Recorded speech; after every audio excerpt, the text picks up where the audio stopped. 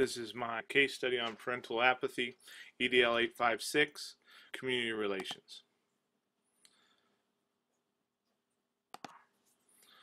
What do I know? We have a new administrator, Mrs. Rose, fresh off her master's with a class on school community relations. She does not feel it's going well.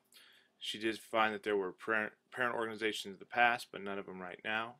Current principal is down on parental involvement, stating that the parents are apathetic, and through direct contact with phone calls and meetings, conferences, that he had a sense of what the community wanted, and that was that the educators educate and that the parents kind of stay out of it. He did meet with her a second time and said, okay, let's go ahead and hold this meeting, but he did say that he only wanted one type of parent organization.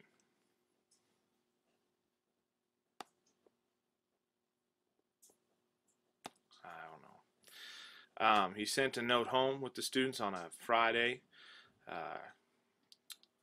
to give to the parents for a meeting that was on a Monday. Only 8 parents showed up. Before the meeting now, they look at those 8 parents, and Mrs. Rose and the parent and the principal are discussing whether to continue with the meeting, and the principal is against the continuation. What do I need to know? The size of the school and district. Is it a tight-knit community, small community? Is it a large community where several different neighborhoods go to this school? Why were the past parent groups disbanded? And what role did those parent groups play within the district? And how long has the principal been in the district, and was he around when there were parent groups? The reason and how many phone calls does the principal have or conferences have with the parents? And are the phone calls on discipline? Are the conferences on discipline? Are they on bad grades? Are they on positive ones as well? And why will the principal only approve one type of parent group?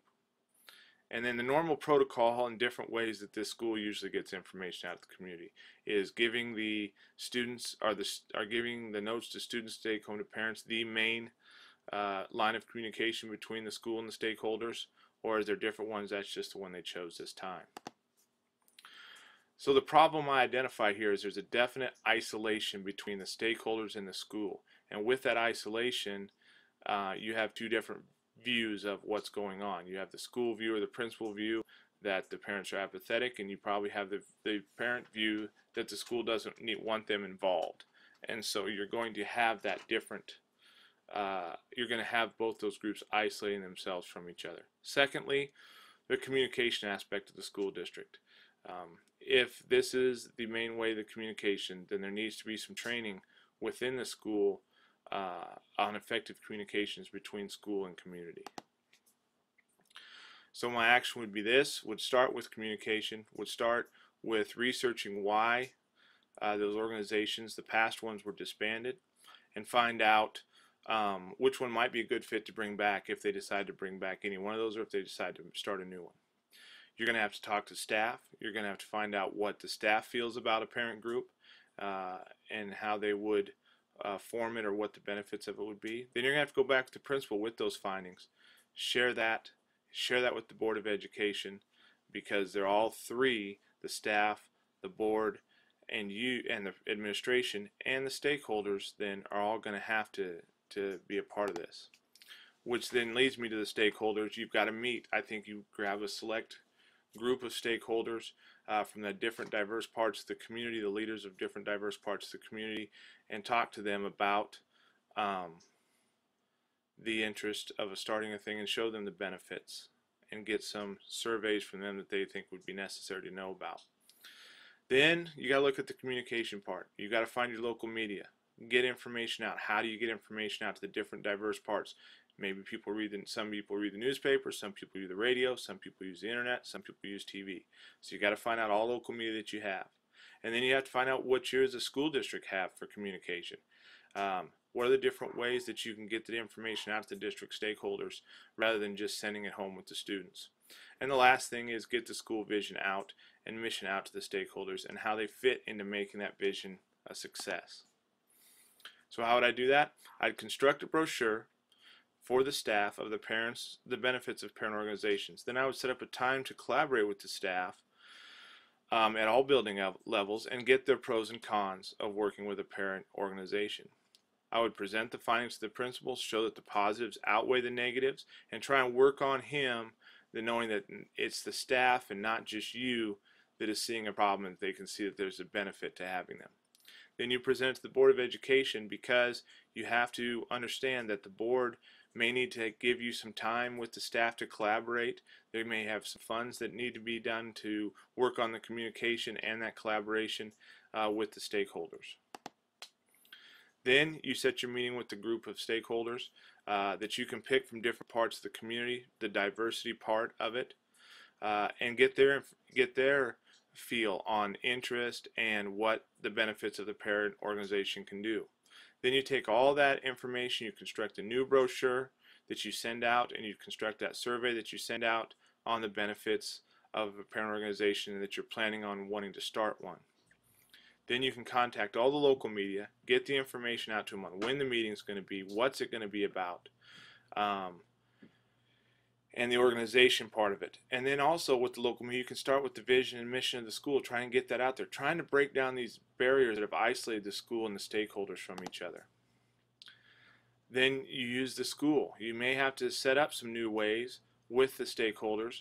You may have to go to some ways that you need to use: direct mail, email, school newsletter, internet site, Skype if you have it, and get that out to all the stakeholders rather than just using the students, and to organize this parent organization and put the school vision and mission on it and how they can fit into that.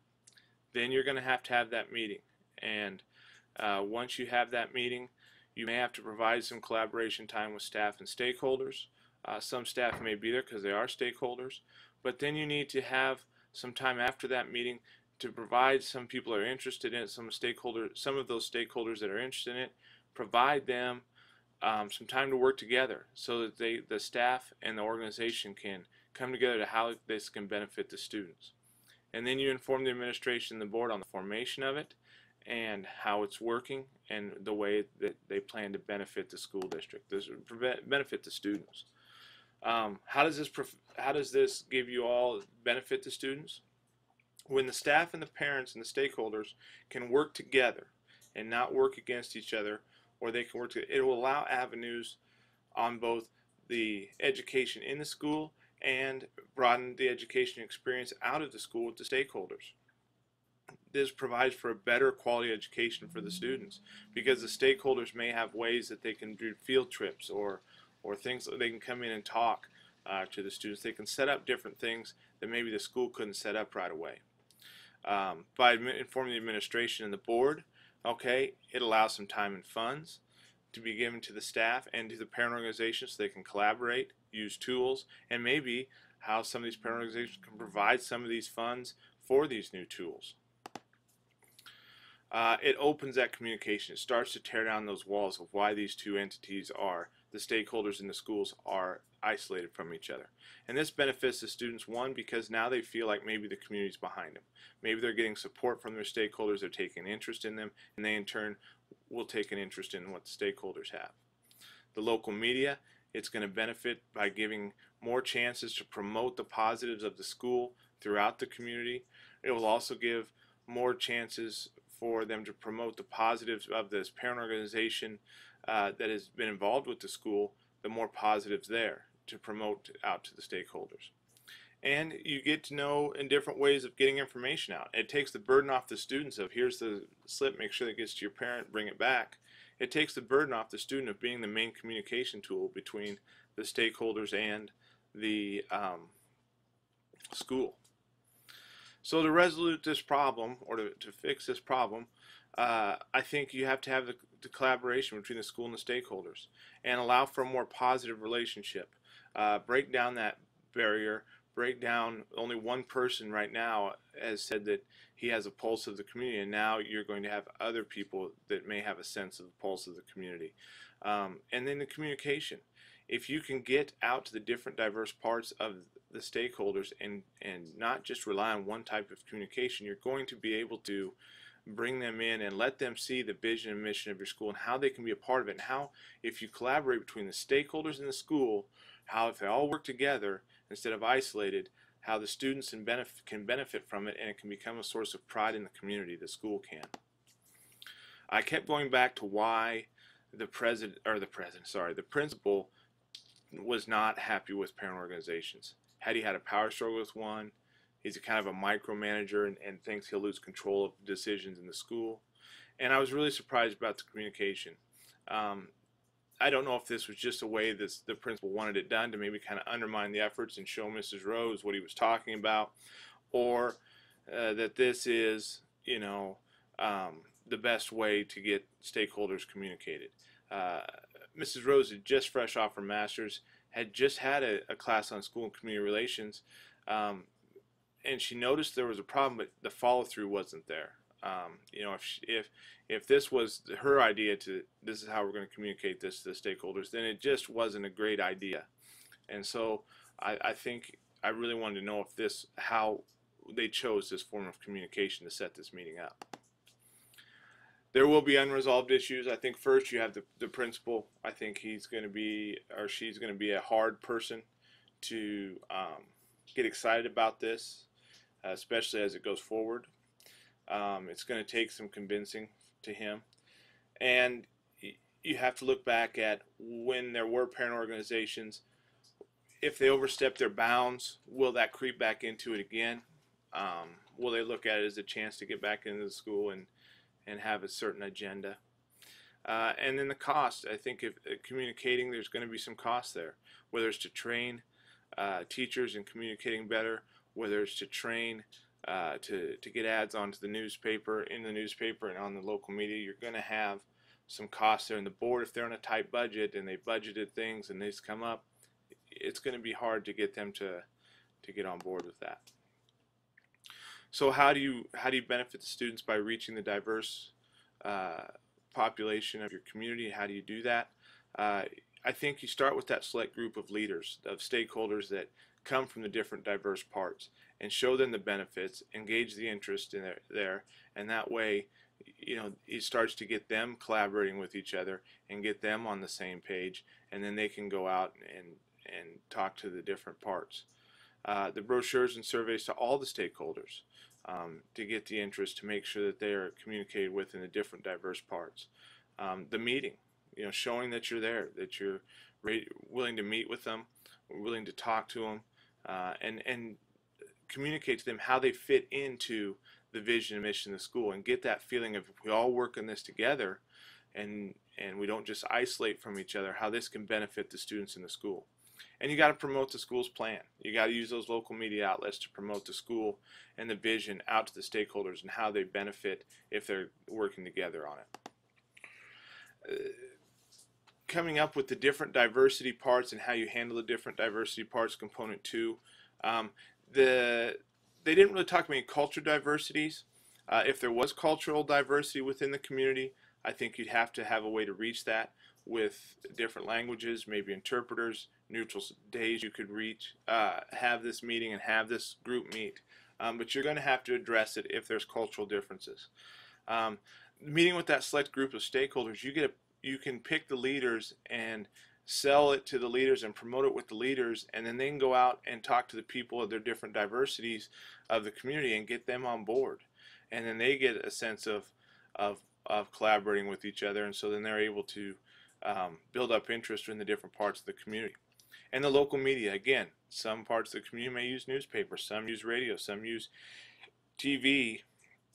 You use all those different effects, different types of communication to reach the diversity of your stakeholders, so that everyone gets the information and the same information.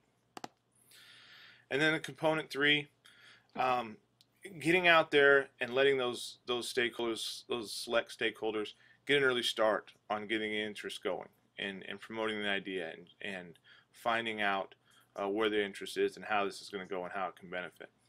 And then the local media, promote the good things, the positive things that have come from the parent organization and the school working together, and allows them to see how that's working. And then you have to have that well-publicized meeting and others, okay, to promote how this has been going and to bridge that gap and to get rid of the isolation between the two.